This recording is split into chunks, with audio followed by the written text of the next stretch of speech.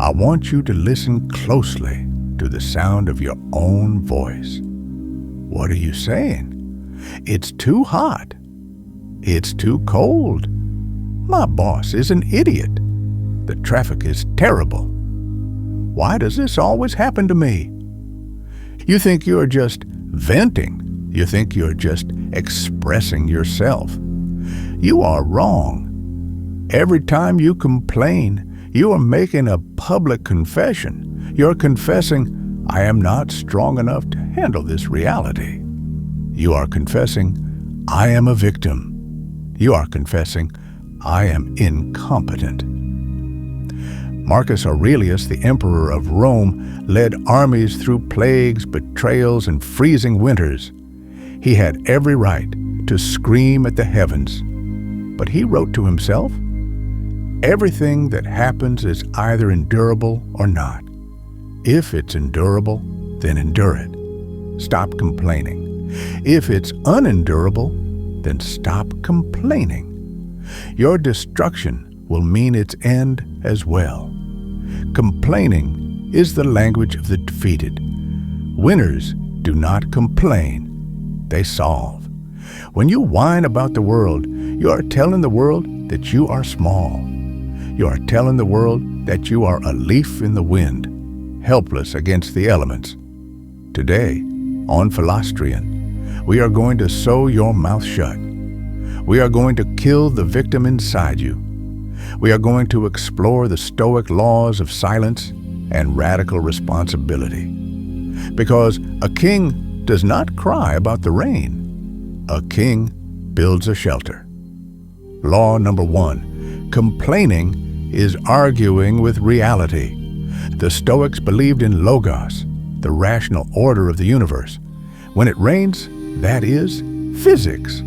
When traffic is bad, that is urban dynamics. When people are rude, that is human nature. These are facts.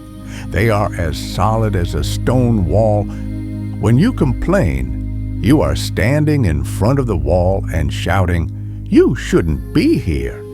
How insane is that? You are getting angry at cause and effect. You are demanding that the universe rewrite its laws to suit your personal comfort. This is the height of arrogance. Who do you think you are? Epictetus used the metaphor of a dog tied to a moving cart. If the dog is wise, he runs along with the cart. He enjoys the journey. If the dog is foolish, he resists.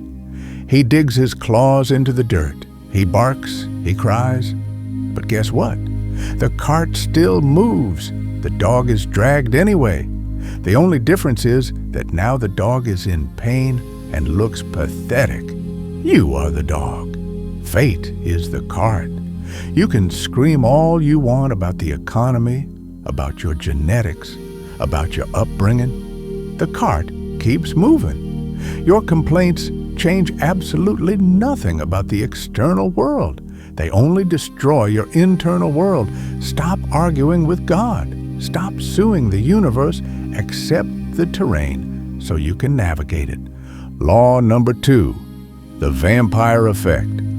Let's talk about your reputation. You think people sympathize with you when you complain. You think they care. Here's the brutal truth. They don't. At best, they are pretending to listen. At worst, they are laughing at you. Nobody respects a chronic complainer. Think about the person in your life who complains the most. Do you admire them? Do you look up to them? Do you want to be like them? No. You avoid them. They are energy vampires. They suck the oxygen out of the room. When you see their name on your phone, you sigh. Now realize that you might be that person. A Stoic is a source of strength, not a drain on resources. When a Stoic walks into a crisis, people feel relief. Thank God he is here, he will handle it.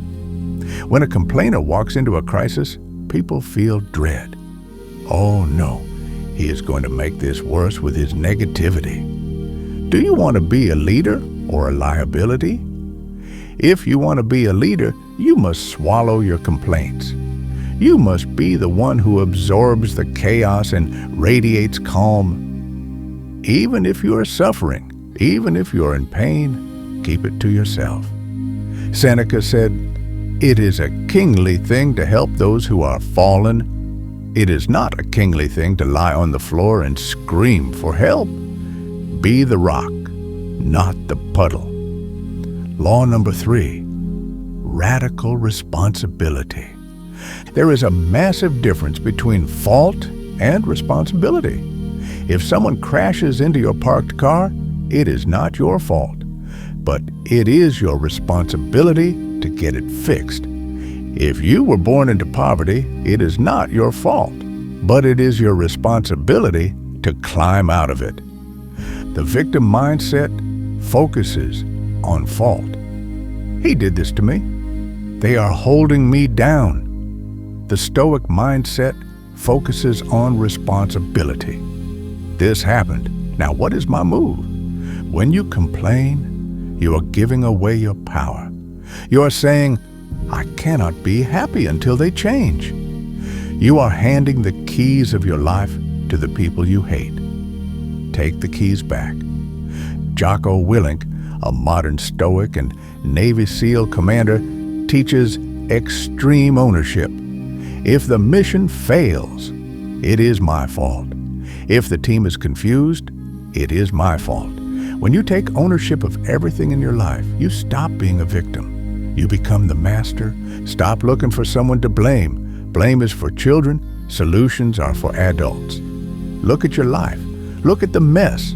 Say to yourself, "This is mine. I own this, and I will fix this." That shift in mindset turns you from a whiner into a warrior instantly. Law number 4, widen the gap. Why do you complain? Usually it is a knee-jerk reaction. Something uncomfortable happens. You vocalize pain. It is an animalistic reflex. A dog whines when it is cold. A baby cries when it is hungry. But you are a human being. You possess the faculty of reason. You have the ability to feel pain and choose silence. Viktor Frankl, surviving the Nazi death camp, said, "Between stimulus and response, there is a space. In that space is our power to choose our response." The next time something goes wrong, test yourself. The internet goes down. The urge to say, "This garbage company," rises in your throat. Catch it. Strangulate the sentence before it leaves your lips. Kill it. What happens when you don't say it? Does the internet come back faster? No. But you remain dignified. You remain in control. You prove to yourself that your emotional state is not dependent on a router. Stoicism is the practice of endurance. Musonius Rufus taught his students to endure cold and heat without showing signs of distress. Why? Not to suffer, but to prove that the mind is stronger than the environment. Every time you suppress a complaint, you are doing a rep for your mental muscles. You are getting harder. Law number 5, the gratitude of the survivor.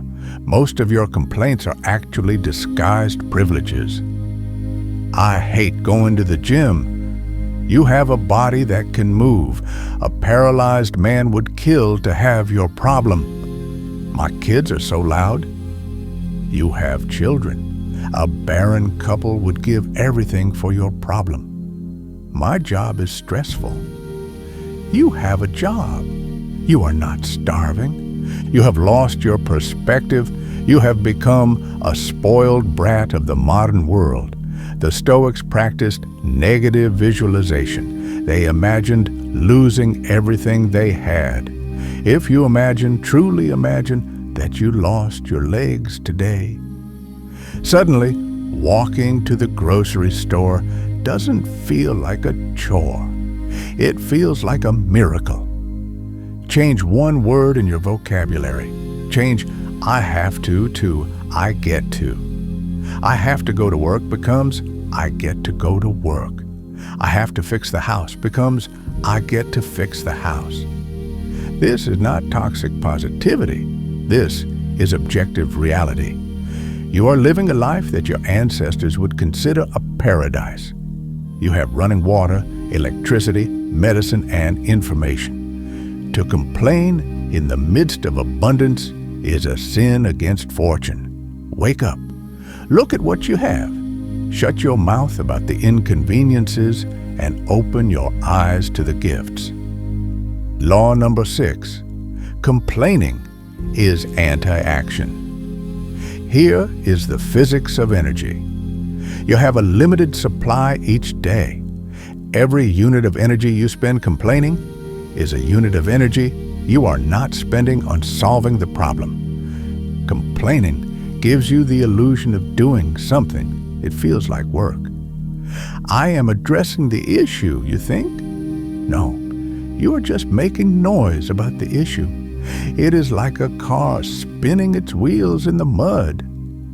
The engine is roaring, the tires are smoking, but you are going nowhere. In fact, you are digging yourself deeper. Rule: you are allowed to complain about a problem only if you are simultaneously working to fix it. But here's the paradox. If you are truly working to fix it, you won't have the time or breath to complain. Builders don't whine about the bricks, they lay them. Surgeons don't whine about the blood, they stop it. If you have time to post a rant on social media, you have time to take action. If you have time to gossip about your coworker, you have time to outperform them. Replace the noise with motion. Whenever you catch yourself whining, punish yourself with immediate action. I'm fat. Drop and do 20 push-ups immediately. I'm broke. Send 5 business emails immediately. Turn the complaint into a trigger for hard work. Law number 7, the final silencer. If you cannot stop complaining for the sake of your dignity, do it for the sake of your mortality. You are dying. The sand in your hourglass is running out. It never stops. Do you really want to spend your limited, precious heartbeat on whining about the weather? Do you want your final words to be a complaint? Marcus Aurelius asked, "What is there in this world that is worth losing your peace of mind over?" Nothing. When you realize how short this game is, the petty annoyances of life become invisible. Who cares if the waiter was rude? You are both going to die. Who cares if the flight was delayed? You are still alive. Death strips away the trivial. Imagine you are on your deathbed looking back at this moment. Would you care about the thing you're complaining about right now? If the answer is no, then stop. Immediately. Leave the complaining to the sheep. Leave the crying to the children. You are a Stoic. You are a sovereign. Your silence is your strength. Bear the weight of existence without bending, without breaking, and without a single word of protest. The world is loud. Be the quiet power, ascend.